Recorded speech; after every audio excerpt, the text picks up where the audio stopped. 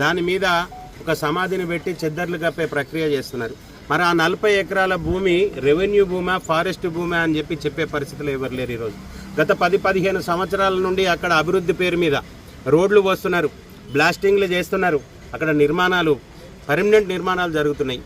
మరి వాటిలో భాగంగా వాటిని పరిశీలన చేస్తాం. మరి చోళుల కాలం నాటిగా, కాకతీయుల కాలం నాడు అక్కడ లక్ష్మీనరసింహస్వామి విగ్రహాలు ఉండే, హనుమాన్ విగ్రహాలు ఉండే, మరి అవన్నీ అవశేషాలు లేకుండా చేస్తున్నారు. మరి వాటిని సందర్శిద్దామని ఈరోజు మేము దర్శనాలగుట్ట సందర్శన కార్యక్రమం ఎల్లారెడ్డిపేట మండల శాఖ ఆధ్వర్యంలో పెట్టుకోవడం జరిగింది.